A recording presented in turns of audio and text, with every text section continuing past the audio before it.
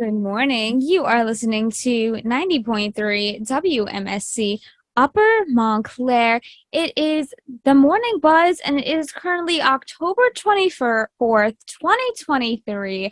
I'm your host, Nicole Passero, and joined with me this morning, we have many people here in the studio. And today we will be discussing a variety of news, as always. But to move on to the strike section of our show. Since We always have this, I guess. we always, There's all the strike section. there's always a strike section.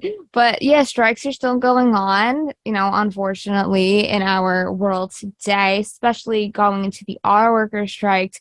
But there is an update on it. The auto strike expands once again. Sean Fain, the United Auto Workers president, was inflexible last week on the big three automakers still offering more despite putting record contracts on the table. However, he underscored his message by calling 6,000 auto workers at Stellantis' Sterling Heights assembly plant outside Detroit to walk out. Stellantis is the largest plant and makes the best-selling Ram 1,500 trucks. This expansion creates the total number of auto workers on strike to more than 40,000, with more layoffs in the auto companies. The union explains that it took this step because, quote, Stellantis lags behind both Ford and General Motors in addressing the demands of their UAW workforce. All three automakers propose wage raises of 23% over the life of the contract, which is a huge increase from their original proposals. Additionally, they said it would increase its 401k retirement contributions to 9.5%, among many more improvements. Bain has made it clear that he expects all three proposals to get on the same page and will amp up the pressure on companies to get them to comply. Stellantis said in the statement, quote, our very strong offer would address member demands and provide immediate financial gains for our employees. Instead, the UAW has decided to cause further harm to the entire automotive industry, as well as our local, state, and national economies. So, like how we were saying before, we've been reporting on the auto strikers pretty much very often here on our little morning show. But I think it comes, that's the whole thing. This industry, a lot of industries, I think, are in fear of danger of losing their jobs because of technology, especially when it comes to vehicles with just the enhancement of how they're made. And no, they're saying in the article here, this is all according to NPR News, that three of the automaker companies proposed wage raises of 23%, which hopefully does happen just because, these people deserve to make a living out of their jobs. Everyone deserves to make a living out of what they do. And I think that's the hardest part when it comes down to these, even when it comes to retirement, that's a big portion because nobody wants to work until they're 80. 100 years old. That's not, I mean, I probably would. feasible here. I probably would, but that's beside the point. In a profession like this, with all the manual labor you're putting into, that after a while, if you ever done manual labor, period, it's exhausting, and it's physical. It's all in that it's physical so straining. Yeah, I'm 22 years old doing manual labor. It hurts. So, and I wouldn't mind doing it for just to get the paycheck, but it's sheesh, you're really earning every dollar you make. We're gonna keep going on the school trend here, leaning more towards the SATs.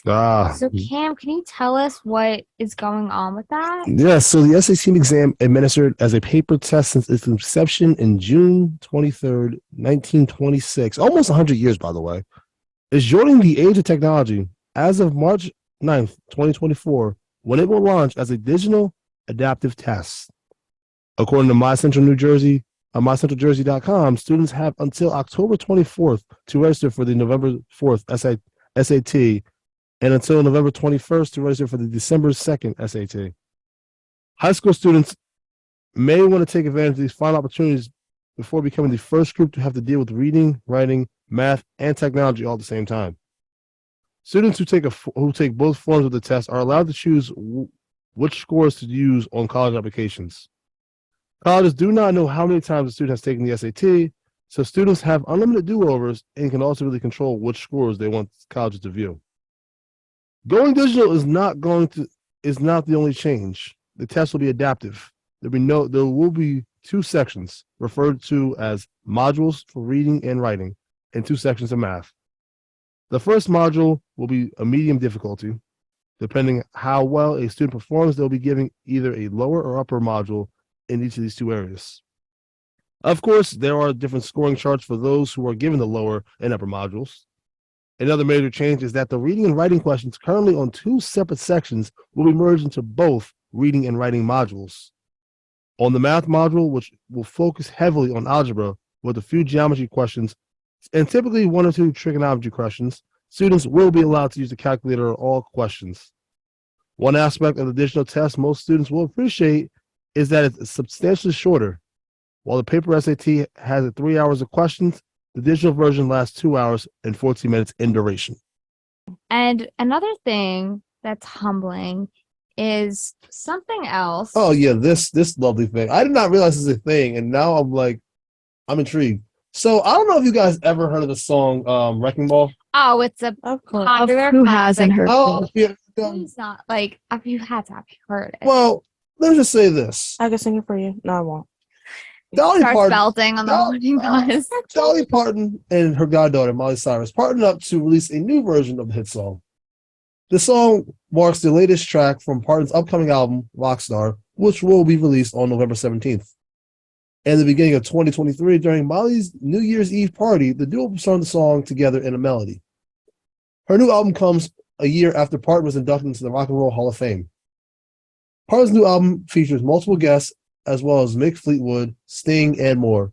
That's a jumping album already. I love Dolly Parton, and I love her relationship with Miley Cyrus. Me too. It's like It's it's like her mother figure. It's so wholesome It's her to second see. mother. That is her. Yeah, it's her godmother. It is her, yeah, it is her godmother technically. How long's Dolly Parton been making music for? Dolly It's been like Parton. a long She's been around for a time. minute. For a long time. And she's still going. She's still making music. Going strong. Dolly Parton, she's a legend. She has many hits.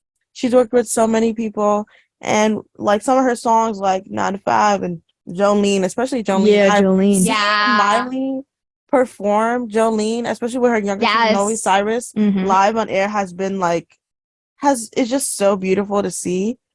And now there's like a new version of Wrecking Ball. I feel like it's kind of like full circle. Have you guys heard it?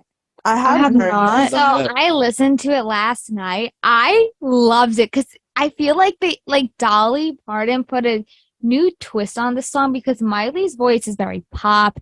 It's very it's very pop, it's very energetic. And Yeah. Dolly Parton put like a little twist on it. We're gonna listen Ooh. to it very shortly, but I really enjoyed it. I like how we're seeing more artists do covers of old songs that like That were we grew, hits. that were hits and that we grew up with. I think it gives it a new taste and kind of just brings us back to the good old days when we were listening to those songs. True. You're And right. especially with Miley The Cyrus. nostalgia. Yes. Nostalgia, yes. And I feel like that's to talk about nostalgia. I think it brings back to Miley Cyrus now with her new album. Mhm. She used to be she used to be young. Yeah, it used to I be. used to be young. Yeah. She's 30. She's 30 years old now, and basically she's going back through all her days from Disney Channel to Wrecking Ball to hosting awards, stuff like Yeah. that. All the things people used to say about her, she put into one album, and the tears on her face. And this is a new turning point for her. And It is. Wrecking Ball was one of the songs that people were very controversial with her Mhm. music video at Yo, the time. no, that The was wild. controversy over that was Yes. crazy. That was Oh. that whole phase that Miley Cyrus went into. She received a lot of backlash. Yes. Yeah. And she was young. She was Yeah. Young. 20. I mean, we saw her She's grow. around our age to think Yeah. about it. It's Right. crazy because we Oh, were so wow. young when We grew she up was with Miley dealing with Cyrus. that. Miley Cyrus is Hannah Montana. Yeah. All that stuff. I mean, And all she was celebrities. the best of both worlds. Yes. But she also talked about her struggles with that too. Yeah. That's amazing. And people who bring us so much happiness as kids, we don't realize the struggles that they're going Yeah. through behind the screen. Oh, yeah. And her talking about the trauma and her identity crisis she had playing Miley and what she went through with having to perform Hannah actually on stage, like go on tour as Hannah. That's a lot. I think like It is a lot. especially artists and celebrities who were pushed into this at a young age are kind of met like with this, they have to sustain this image like throughout their whole career, but they're growing just as much as we are. And I feel like Yeah. people want them to remain how they used to be, but that's not the case because they grow up. They She's now grow- 30. They're growing up in the spotlight, and that's Yeah. hard because all eyes are on you. There's so many people judging you, and that just really obviously will take such a toll on their mental health. Yeah, and I think it's great though that Miley Cyrus is acknowledging this stuff in her album because not a lot of celebrities are willing to talk about these issues as well. Like some are and some aren't. Some want to stray away from what they used to be and they want to have a new image for themselves.